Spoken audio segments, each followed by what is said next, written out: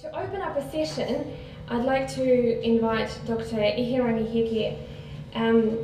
He's a Maori physical and health and physical activity consultant involved in a number of projects ranging from national health and physical activity initiatives to working in applied roles with elite athletes as a sports psychologist and strength and conditioning specialist. So without further ado, please welcome Dr. Heke.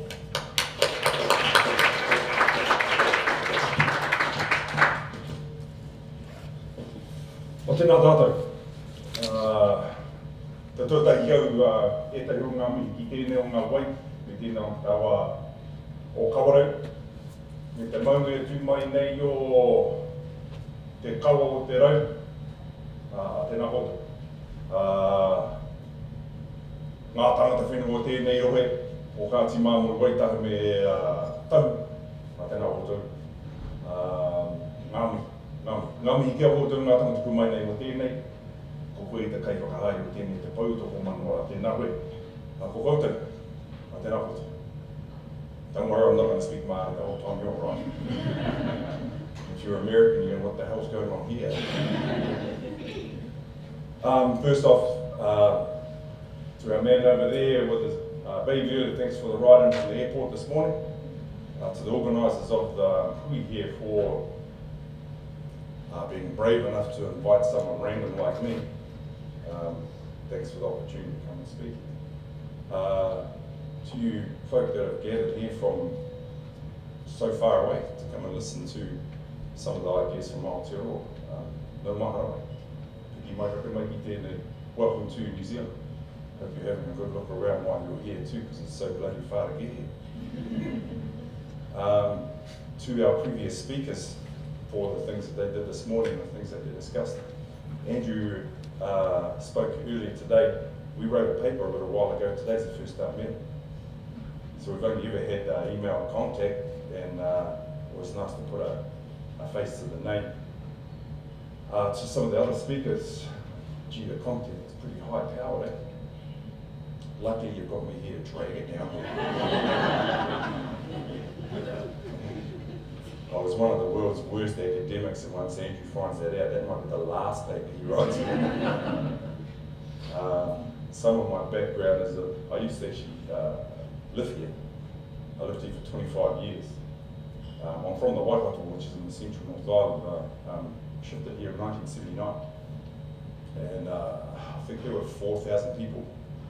And you could drive your car around the wrong way in the street and nobody really cared. Now it's a pretty busy place. And looking at the window, there's a lot of memories that I've got at different places that I've spent time when I was young. I did all my high school again.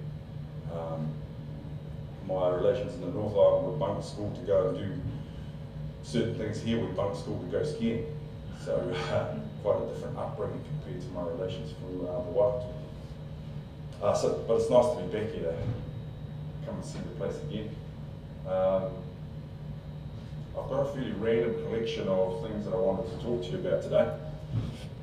I'm not very good at standing still either, so I had to get a lapel mic. I think that's a good sign. I'm open to questions as we go through if you like. If there's something that's really bugging you, jump in.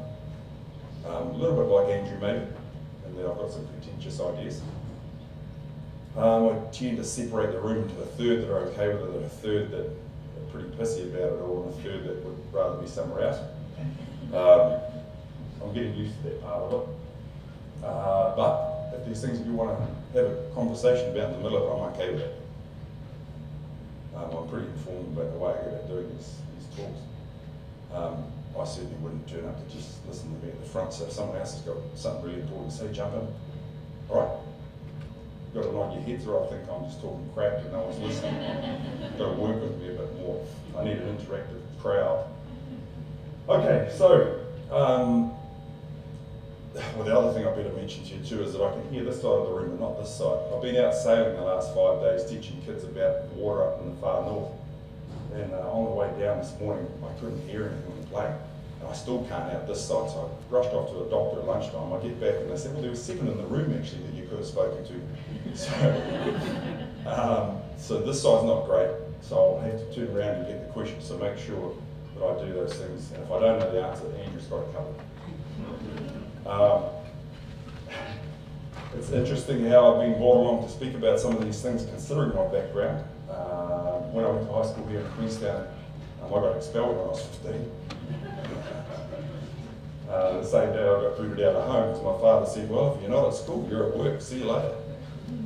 So I spent 10 years working in the area here. I was a stonemason for quite a long time, so quite physical stuff I used to do. The bloody hell time is this to be coming in there? By the way, I get to the airport this morning, our man picks us up in jandals and shorts, and I'm looking at myself and I'm thinking, well, I might be a bit underdressed. My wife says that I tend to look like a bloody slob all the time, so I put on a suit and I get this. So you better appreciate this is like once out of every 6 years that I put a suit on, so ancestral health is a way up here.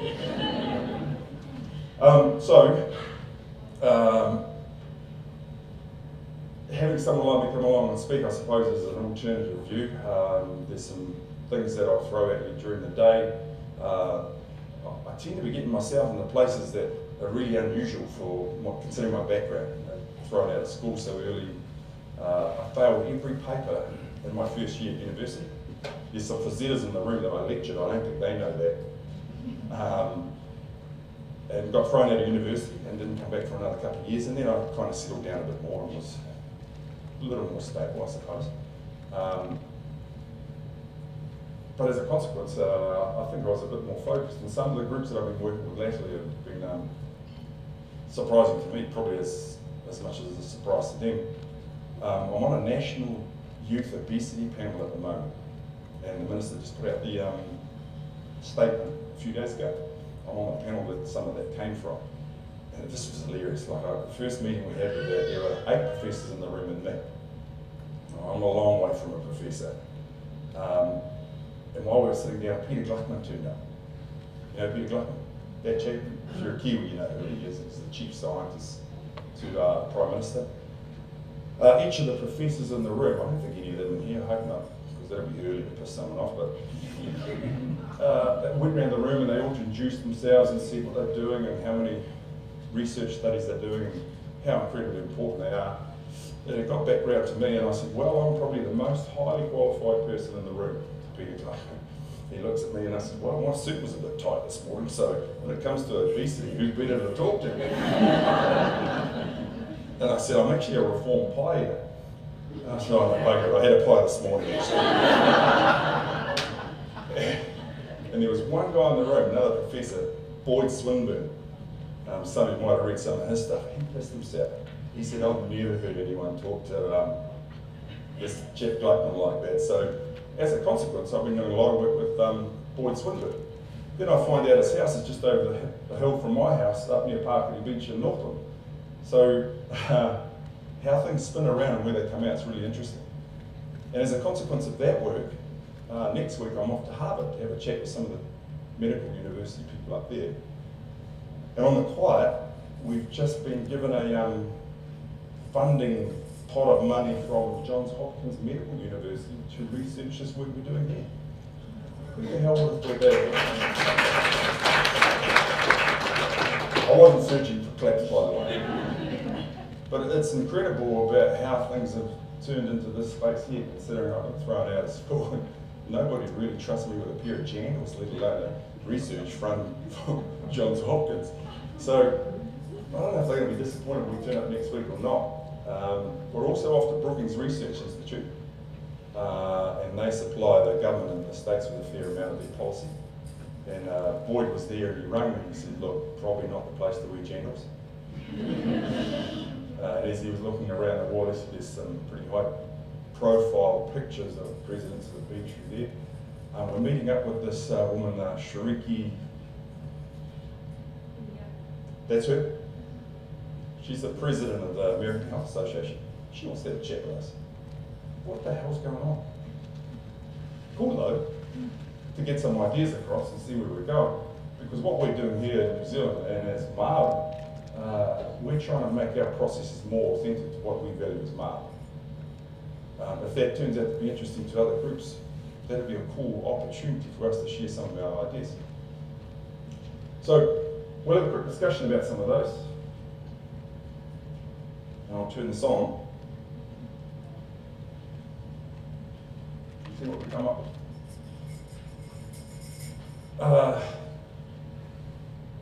I tend to forget about the slides and just start talking and then only get through one slide.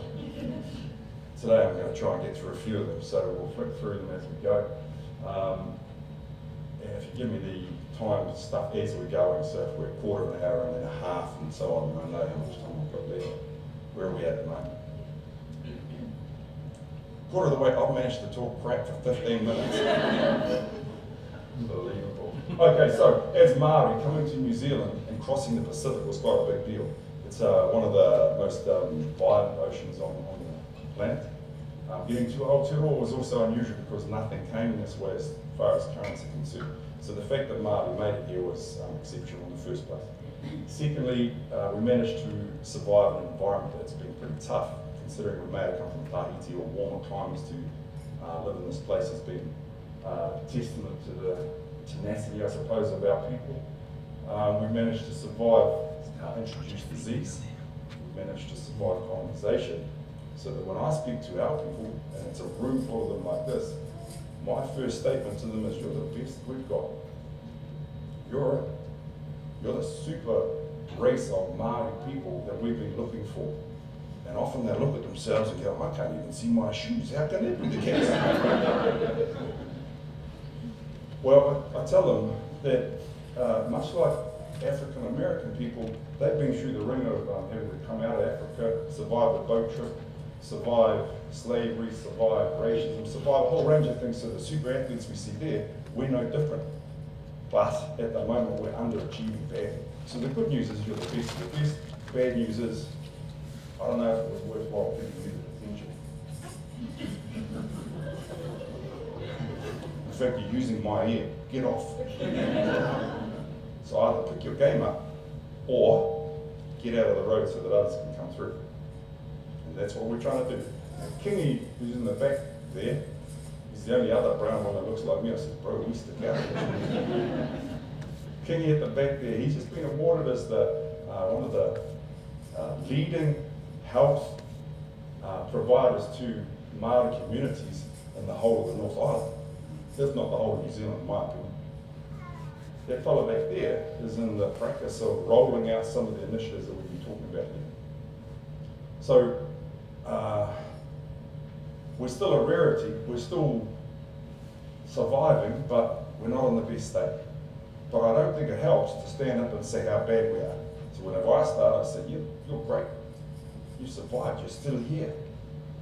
You've been given something from your predecessors that was to ensure that you made it. And you have. You might have 30 kilos extra at the moment, but that's just a bit of seal fat covering the potential that's underneath you. And that's the pathway I want to follow, and that's what I do. Now 10 years ago I would have started with the stats of, gee, how bad we look. I never do that. Whenever I write articles, I never write any of that, and I might put it in as a footnote. But it doesn't look good for our people to hear that. We've been smashed over the head with the idea that we represent the worst stats globally for an indigenous people. Does that help? What I would far rather look at is the idea of what we used to be and what we could be again. And from this perspective, I don't think there's any point in even suggesting or mentioning the word health in Māori communities at the moment, because it's a dirty word. It's associated with pain, it's associated with lack of ability, it's associated with poor socioeconomic status. Whenever we mention health in the Māori community, they shut down. You're gone. You don't get any recruitment from that point on. So I never mention it anymore. I don't even mention the idea we're there for physical activity, and I certainly don't mention nutrition. That one gets you shown the door straight away. So, what does it leave us? If I move away from being there to talk about our health to something else, people are saying, well, what are we going to talk about if it's not those things? Well, from my opinion, an authentic process that we can follow as Māori is what we've done for centuries, is that when we introduce ourselves, and you'll notice I did it at the start, I mentioned the mountain, I mentioned the water, I mentioned the river here, because they're the longest surviving ancestral representation of this place. And for humans to last 80 years and think that we should introduce ourselves first is anthropocentric arrogance. I put in a big word to make Andrew sing. I can roll with the big dogs. I can't actually, that's the only big word I know. So the idea that we should be the focus of health is, in my opinion, doing no good for Māori, and maybe no good for other indigenous groups, maybe even no good for mainstream. Because the mountain's still going to be here in a million years' time, we won't be. So that's part of what we're trying to shift Māori towards, is that at the moment the Ministry of Health is promoting the idea of it's all about whānau. It's not. It's not about health either. In fact, the individuals that make up those whānau, it's not about you either. What it's about is your obligation back to those that imparted the knowledge for you to make it here. So in fact, it's about knowledge. It's about education of what our environment represents and can show us about perpetuating genealogy. So from that perspective, from an authentic process kind of methodology, if you want to call it, I've been questioning the philosophy of what is the intent of knowledge. Why bother learning? I've been looking at metacognition, about thinking about how we think as Māori at the moment might be an essential part that we haven't even considered, because we're so busy doing the do, we haven't asked why we do this. And if we can't answer why, there's no recruitment, there's no sustainability. Doesn't matter how fresh it is. You with me? Feeling me on this? Doesn't matter if you don't, I got the mic. So, the idea of getting our people to engage, at the moment, I see a lot of different organisations trying to come up with new innovation, flash ideas, plenty of funding, but there's still no solution or answer or way they can prove to the communities they're trying to connect with why. Why would you come? None of the answers they give us have anything to do with us being Māori. Until that's provided, we might come for a few weeks and then you want to see them again. So there is no sustainability. So we've got to have a hard look at that part. I don't know why I put secular on this slide, we'll talk about it later. So, a little bit of feedback there. You okay back? Iwi-centrism. Some of you may have heard of the idea of kaupapa Māori research. And what that means, and they use a lot in universities at the moment, is that if there's an indigenous content, then they use indigenous processes to engage with that particular research group. It's called kaupapa Māori research. It started maybe mid-80s, late 80s, around there. And it was our idea to validate or authenticate Māori processing. I've been in different communities saying, well, that's finished, it's done. And they're just getting their heads around the idea of kaupapa Māori research, and I said, it's finished. Kaupapa Māori was an idea that was developed so that we could get access to education and to political movement. We've got to move on. Now what we need is iwi-centrism, so that wherever we're from, as a district, is what we need to practice. So I don't agree with how people work in Te Atua, or in Naitahu, or in Ngāti Porou, because I'm not from there. I don't think like that. I'm from a river. The way I deal with things is to go around them, or to wear them down, and go over the top. I always said that in the Ngāti Porou fellas, they got a 12-hour window, because they're beside the sea, so they'll come in with the tide and then they'll turn around and bug off. But for a river, I'm from the wife of the river, we just carry on. So I have those characteristics, and I came up with this new word. I said, that's envirophysiology in my opinion. You reflect the place that you come from, you can't help it. The muscularity you have, the characteristics you have, the personality traits, they will reflect the environment you have lived in or have a genealogical connection to, because those are the things that have allowed you to survive. If you can't handle the sea, and you're from the sea, your line ends pretty quickly, because it's the sea that helps you survive. And what's happening at the moment is we don't have those connections as Māori anymore. And so our survival rates are dropping off because we can't navigate our way through our own district anymore. Okay? Jump in whenever you like. I just made that word up, envirophysiology. Here's two of my daughters. If you know anything about pukana, which is where they show their eyes and sometimes males stick their tongues out, my daughter on that side is doing a beautiful pukana. This one on this side's just got like a questioning look. They're both my daughters, and I've got a third daughter. In fact, it's my third daughter's birthday today. She's pissy at me because I left at 4 this morning, so I'm buggering off tomorrow to go to the zoo. But I'll talk with other people later if you like. Anyway,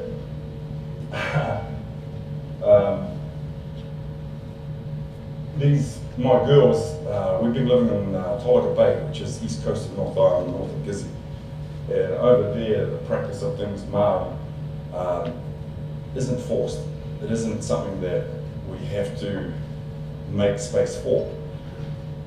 It's a natural process on the coast. And it's a really nice place to live because for my girls, it means that we don't have to validate why. It's something that's accessible in the community wherever we go.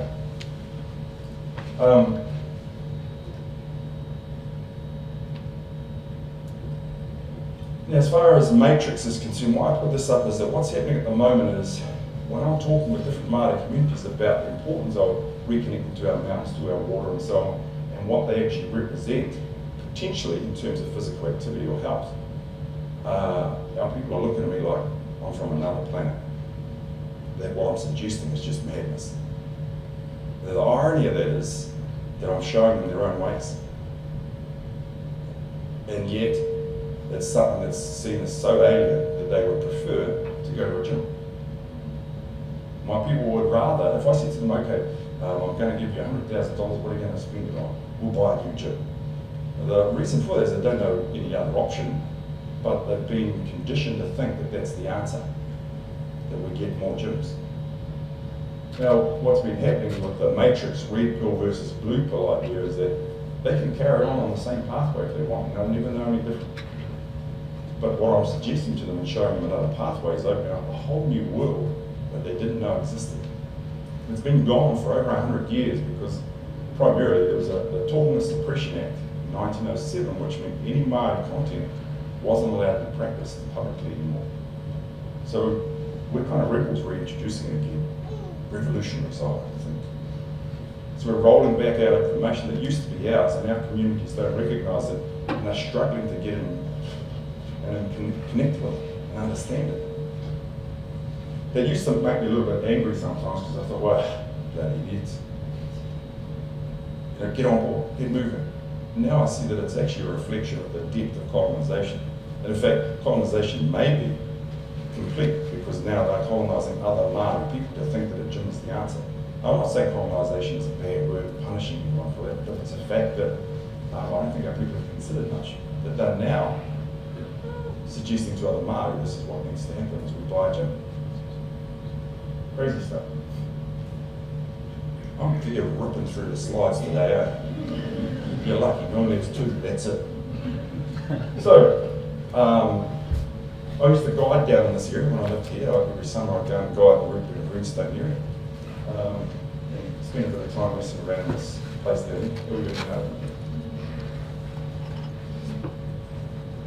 Okay, what's good? I'll talk you to death on this content if you let me. That's the thing. So they've got to be held back and not go too far. Now, I worked out in the bush and would guide people through some of the Milford area there. And I didn't actually know that I was picking things up. I didn't know that I was learning about the environment and what its potential was to affect Māori communities now. It was all incidental learning. And it's only been in the last 6 or 7 years that I figured out actually the stuff I was picking up is hugely useful for the communities I work with now. But I couldn't have put my finger on it before. Now, what's happened is that it's been 30 years of working and guiding and training and being out in the outdoors environments with different athletes and so on. In the last 6 or 7 years, I just clicked. And the thing that bothers me a little bit about that is how slow I was, that it took me 23 years to figure it out. But that there's such a big reluctance from Māori communities to engage with it now. And from that 30 years, what I've managed to pick up is that each of these spaces outdoors here has in essence, a Māori, a life force, an understanding or a process that we can engage with in the pursuit of knowledge, which is Matua, that will allow us to get physical activity and health as incidental outcomes of understanding a place. And by this I mean that, for example, I can take people to understand the knowledge of how a wave works in the ocean, but it might take me 20 times to get to that point, and I might use the disguise of saying we're going surfing. And you might know some surfers yourself. What happens with surfers is that they think they're looking for the perfect wave. I don't know that they are. From a Māori perspective, they're not at all. What they're searching for is an understanding of the Māori or the life force that the ocean represents. And once we understand the characteristics and personality traits of the guardian of that space, we get an opportunity to share in that. That's pure Māori philosophy. Now our people get that.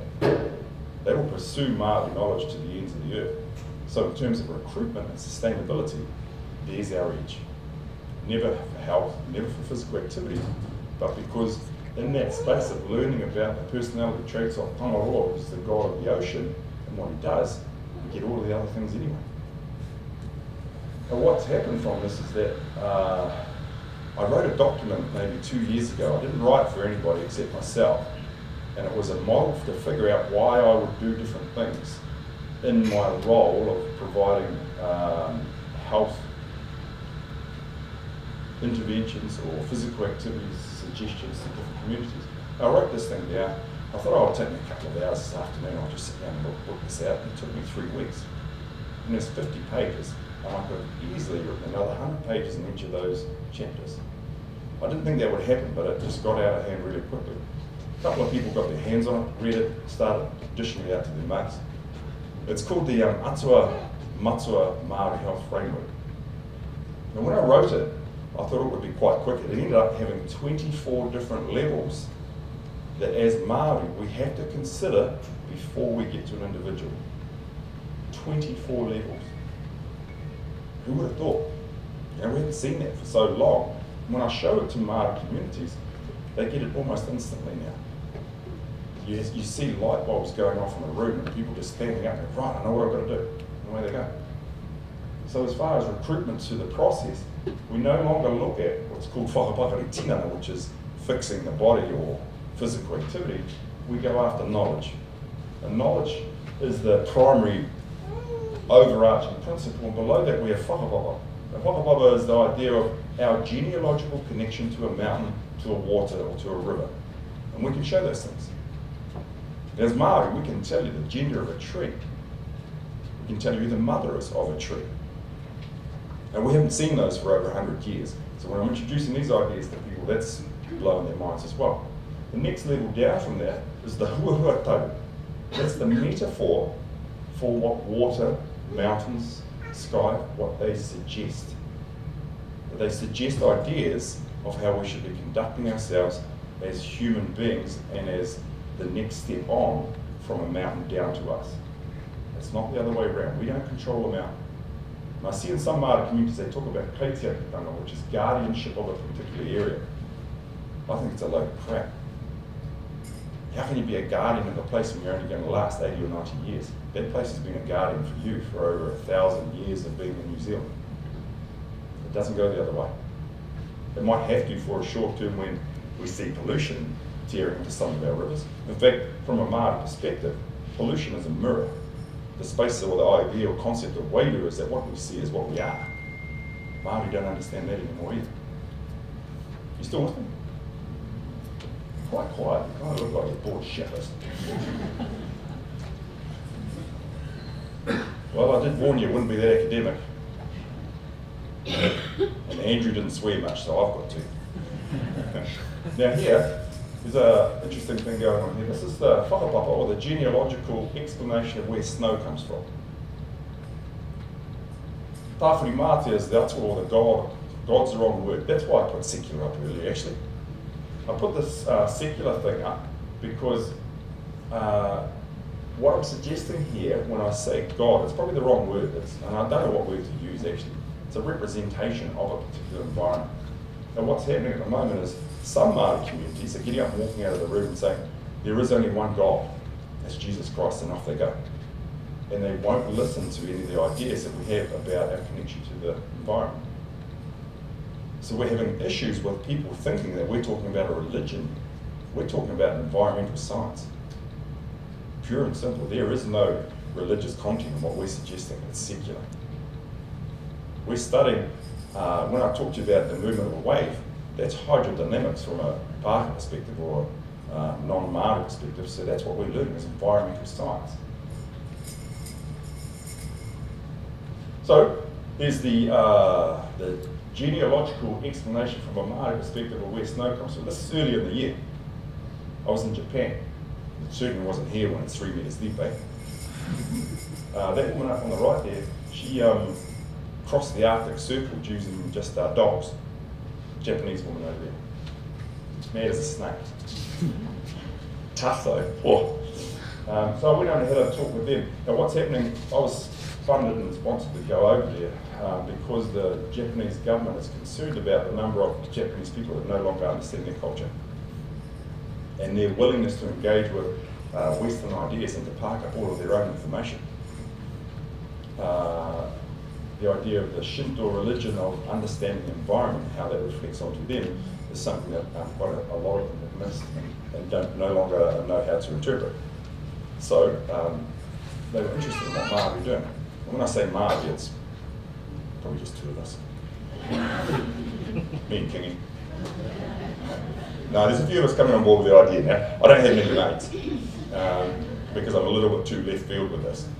And some of my colleagues, I don't know if they take very nicely to be calling them a colleague, but they think it's a little bit too far out there, which is kind of ironic again. They don't understand things that are actually easy. So this whakapapa of snow, huka is snow, the way we understand water too is that it goes through different phases depending on what it touches. So when it first leaves a cloud, it's in its purest form. As soon as it touches land, it changes. As soon as it touches a human, it changes into something else. So water goes through a number of different phases, and so does snow. Whenua huka is really interesting because that's permanent snow. That's there year round. Whakapapa is the snow that's just managing to cling on to a steep face. Hukamania is where it goes into a snow field, where it spreads out. Hukapo is where we get the edges of it, where it's about to crack away. Hukahoro is when it starts to move. Waiuka is permanent ice. Kipapanui is ice. Waiparahoka is the milky coloured water that you get at the bottom of a glacier. Hukapuri is frost, and Waimakiriri is cold water. And why I'm telling you this is that I use this whakapapa with a school in Christchurch to explain why we're going to run a kayaking program. Because we have to understand where cold water comes from. And if we go back through there's why we run the program, and it's not for kayaking. It's because we have a genealogical connection to cold water. If you're from Christchurch, you need to know how to handle that because that's your place, that's your district. If I'm from Waikato, I need to know how to handle a river, but it's not going to be as cold as some of them down here, so I've got to relearn those ideas. You okay? How are we doing?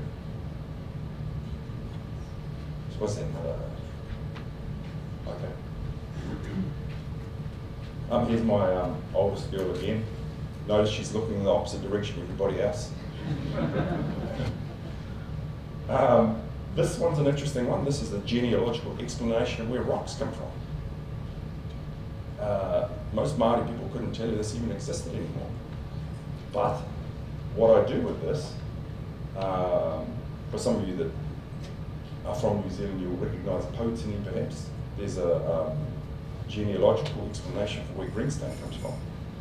A little bit further down, there's Tuhua. Tuhua is obsidian, and that those two types of rock change location. So you found it in the south, it's not from here, you can only get it in the north. Poland really ended up in the far north, you can only get it from here. So the economy of how stones would move is really interesting. But there's some other cool stuff going on. Kaitiakitanga is the name of a beach on the east coast north of Gisborne, and it's named for that because of its use in training athletes to be able to move without making sound. Now it's a gravel beach, and they have to wait for the wave to crash down, then they can move, and when it recedes they have to stand still. So they train warriors to be able to move on that beach, and they named the beach for it. So we take people back there, and I use this explanation of this, of all the different types of rock, to go over gait analysis. So some of you may have heard of Silicon Coach, which is a video program.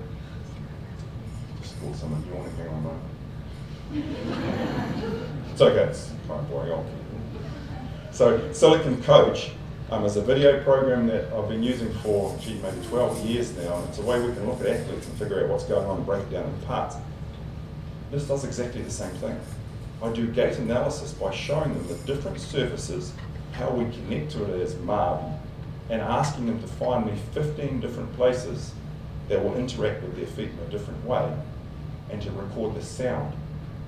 And once they record the sound, I get all the running as an incidental outcome of them searching for knowledge about what happens when they run over wet sand versus dry sand versus a sand dune versus a beach with ripples and so on. So I've got 30 different soil types that I ask them to look for in gait analysis, which is actually looking at the origin of these different stones. It's the same outcome. They get fit, they run, but I don't focus on that. I focus on this. Sweet as.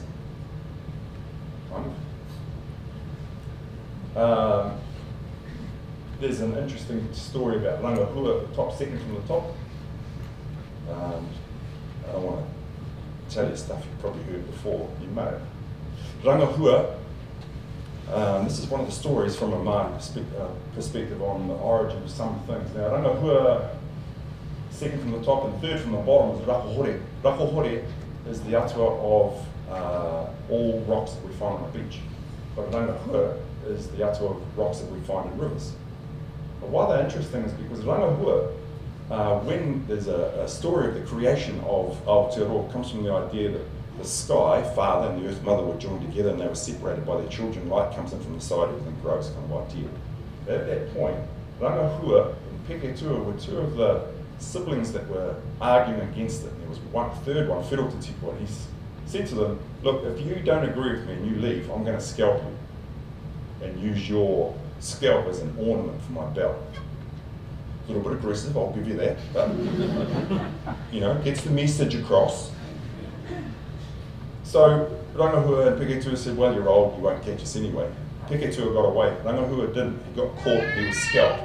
Now the two things that came out of that are really interesting when I talk to Māori communities about that, is that's why he is the representation of river rocks, because it's smooth and hard, because he's been scalped. But in the human form, it's also the origin of all bald heads in humankind came from that action. I'm not joking with you, this is where it came from. So I'm actually closer to a god than all of you people. Some of us are a bit close too there, but so there's some cool stories that are all through this information here, and we start to equal those out, and we get engagement because people want to know the knowledge, because it's what's made them Māori, and that's the cool part about it. Oh, there's some other cool stuff I've been up to lately, is looking at system science. Now, after I met Boyd down in that meeting in Wellington, okay, I need to stop for talk for questions or show, just bowl on through. Up to then. I'll talk for a little bit more and then we'll shut it down, shall we? So, met up with Boyd Swinburne, and he's talking to me about system science. He's really buzzing out on it, so you need to come to system science. He says, I'm holding a conference in Auckland. There's 50 invited guests. It's super expensive, but I'm going to let you in for free. I said, Boyd, that sounds like the worst conference I could ever imagine. I'm not even going to come if it's free. He said, you need to come and see this stuff, it's amazing. I said, system science sounds bloody horrendous. He said, well, there'll be some big names there. I said, well, I won't recognise them, so it won't be. He says, the caterers are awesome. I said, I'll be there. So I did go to it, and they started speaking. After about half an hour, what occurred to me is they were actually talking about Māori process of genealogy. It's systems. And so what I just explained there, through this, is our system for explaining where things come from. System science is used for explaining traffic flow or explaining disease spread. They're using it for obesity now. What we've been doing and practicing for over 1,000 years here is exactly the same. So once I figured that out, I said, oh, this is sweet. I don't mind system science anymore. The Kaitis are cool, so I'll hang out a bit longer and do some more. Now, what's coming out of this has been used for youth obesity, which is why that group from Johns Hopkins wanted to fund us, because even though we're using words they can't understand, it's the same idea, systems. So we're looking at systems science in obesity prevention from a Māori perspective. And what's cool to me is that we're not validating one using the other. We don't have to use Pākehā concepts or non-Māori concepts to validate ours. Ours can stand alone, and they always have been able to. But the ones we have to prove that to are other Māori, not to mainstream. And so this is going to help us. And so we can get leverage out of the Global Obesity Prevention Centre in Baltimore through our government to affect change with our Māori people that we can't get here. Isn't that crazy? Mind you, I suppose I wouldn't trust me either. But the extent of how we might be able to move this is staggering. I think we may have just opened up a new opportunity for affecting not only Māori health, but potentially other indigenous people globally by validating their systems, by using their own approaches to help them shift. I'm excited about that part. But this question at the bottom, why are you still here? As if you're a GP in the room, this is what I suggested to someone the other day. I said, this would be the perfect question to ask someone who's Māori or indigenous when they come through the door. Is you ask them, why are you still here? Which means, what have you done that's allowed you to survive? And if we follow those things back, that will explain where the answers are for assisting other people. That's where it sits. It's knowledge. It's not building more CrossFit programs, believe it or not. In fact, I think if CrossFit fellas are smart, they'll start using the environment way more. Okay, I'm out of here. This is 1989. I had a cool mode. No, it's a bad mode. Someone said, no, it's a bad mode. All right, okay, here's a wrap up. This is one of my daughters with me. Living in this area here, I had quite a physical lifestyle. I've broken 20 bones over the years in the pursuit of what an environment represents and how it works and those kinds of things. I regret none of it. It's all been education. I've found out heaps about myself through the process of having to rehab myself each time it's happened. I think for Māori communities, we're in a phase of rehab, rebuilding them to what they used to be. 2 years prior to this, I broke my back. They said, well, you won't run anymore. I said, oh, we'll see. You can't underestimate the whakapapa or the genealogy of Māori. Then I broke both legs and an arm. He said, well, that's you buggered this time. Well, yesterday, if I go back a little bit, me and a couple of mates decided that to address the idea of infanticide, that Māori are killing more of our own children than any other indigenous people on the planet. It's the worst stat you could ever own. We have it. I dislike that part. So I said to them, you know, in World War II, the Māori battalion went away to fight on our behalf. And this is how we've repaid them, by killing our kids.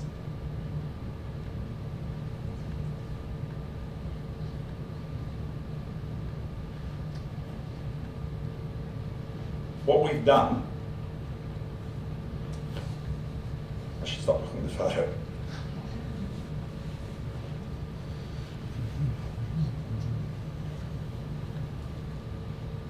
This is a new one. So what we've done is that we kill our own kids, but we have the worst rates of obesity too. She's only left this morning. So, this is ridiculous. 30 seconds. So, we didn't deserve it. We didn't deserve them dying on our behalf.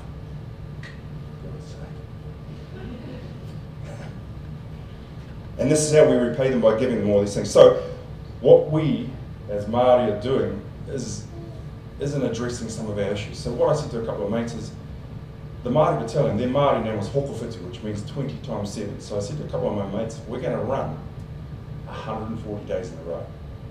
we're going to run 7 Ks each time we do it. Yesterday was day 112. So, I'm doing my part. Thank you very much.